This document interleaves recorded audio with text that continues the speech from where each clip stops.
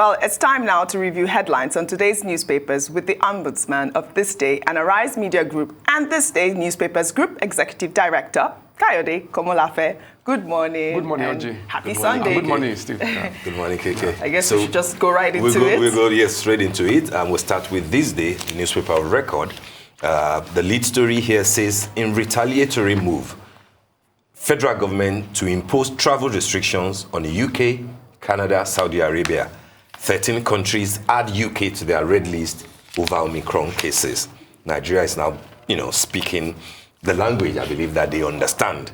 On top of the lead story is a political one. PDP governors hold meetings in UK, Spain on consensus presidential candidate to meet in Makurdi today after a youth reception.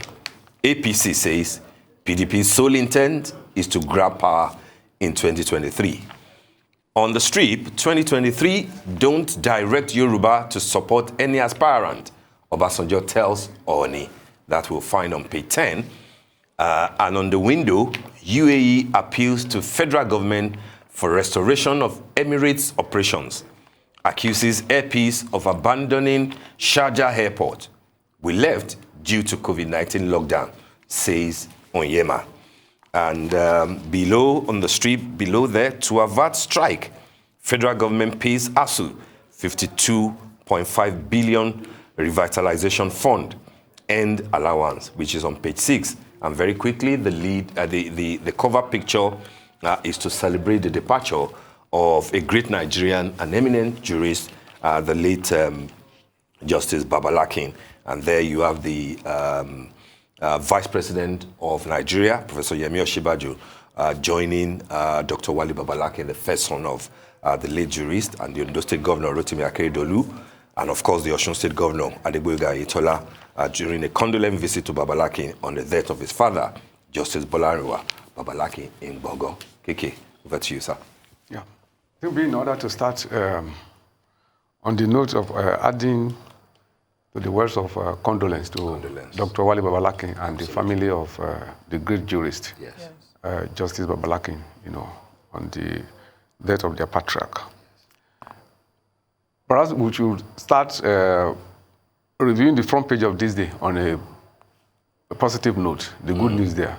And that is the payment by government of 52.2 billion naira, to ASU. So we can only hope that at least this will hold the prospect, of peace, and lack of disruption, to the university system, that at least that will avert, further strike. Because don't forget, ASU has issued another notice of strike, and pointing to the failure of government to meet its commitment. So it is commendable that government is meeting the commitment, and can only appeal to ASU that on this note that there should be more of dialogue, and less of disruption of academic activities in the university. That is on a positive note. Yes. Now, the lead story of This Day, I think that is a story which tells the story. I think it was you, Steve, mentioned it on this program, wasn't it, about the reciprocity. I think that is the proper thing, and I think to me that is more productive. Than by shouting, apartheid, racism, whatever. If somebody puts you on a red list and you also have a scientific basis to put that country on a red list, go ahead and put it on a red list, And it's also an opportunity to emphasize this point, that this issue, the responses, the actions taken, it should be driven by science. The matter of public health is not a matter of politics or diplomacy. These are not the issues of politics or diplomacy. It should be science. So if UK is taking a position, let us presume that it is based on what the scientists in UK are advising the UK government. In Nigeria too, if we are taking a position, also let it be that it is based on the advice, by our scientists who know it, So the thing, about it is that there should be less of politics in matters of this in matters of this pandemic, and more, of scientific approach, into it. The other issue there, the other story, is a little bit queer, and that is this story of a PDP governors meeting in UK, Spain. And I think the problem is here. One would expect that Sokoto State is a PDP state. Yes. And in the last 1 week, dozens of people have been killed in that state. There's a serious security problem. At a point, the president, rightly had to despite the hierarchy of the security apparatus in this country to the place to find out what is happening.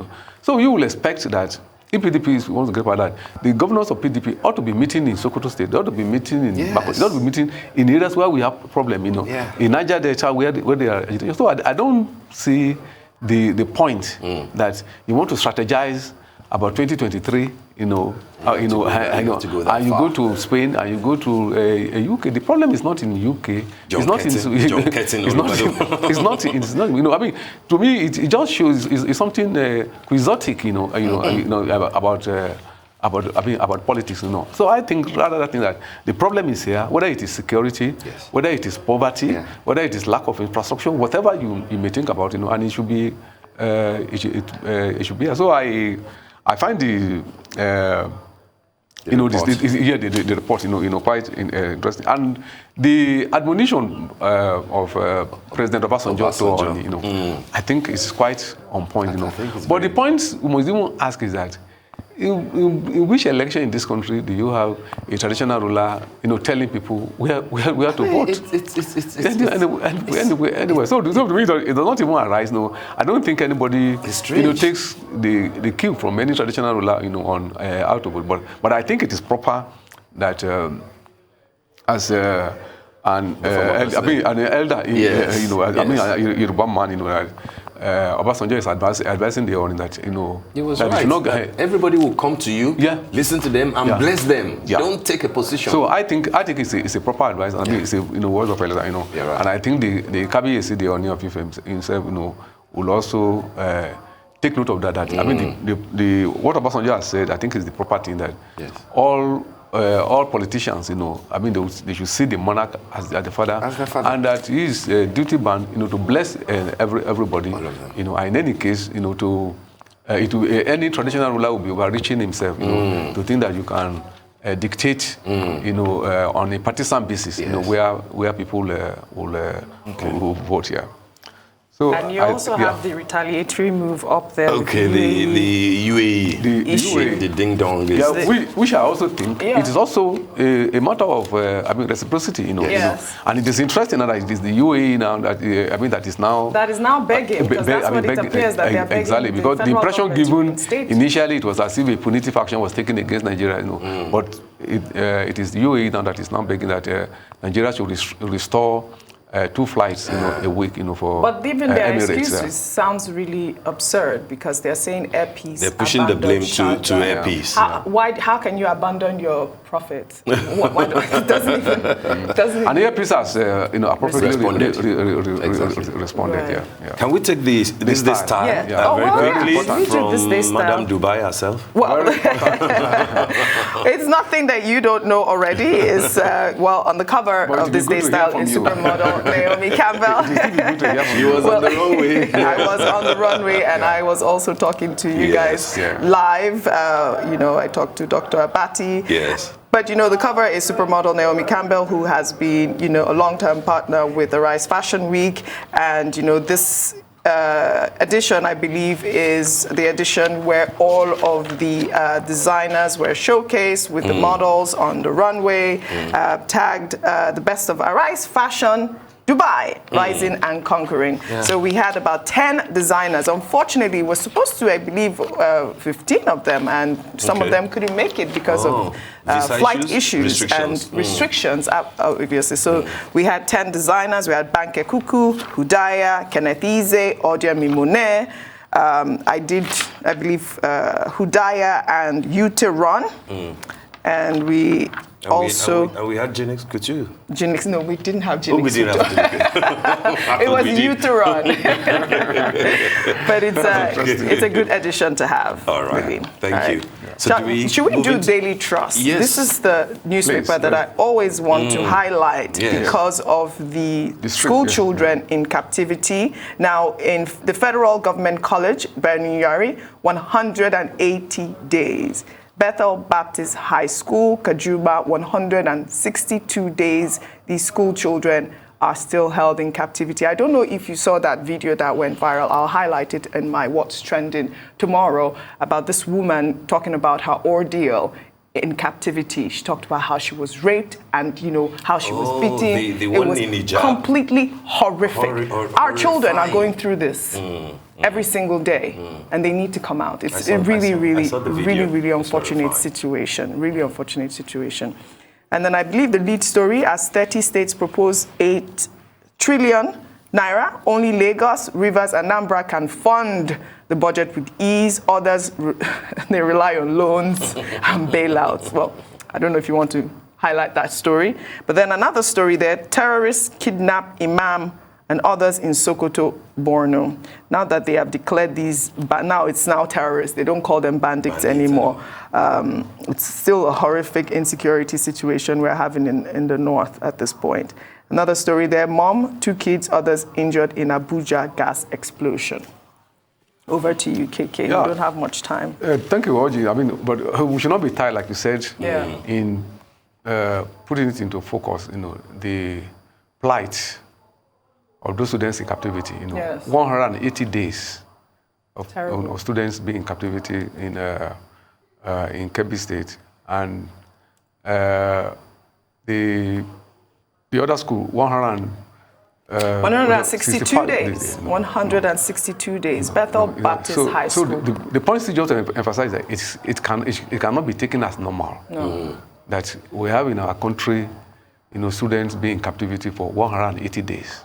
And their parents are just helpless, as it is, While we should commend, some of the, gallant efforts, the security agencies, the army, the police, the SSS, in some of the operations they carried out recently, the point should still remain that so long as you have students in captivity, so long will people be right in questioning the competence of the Nigerian state.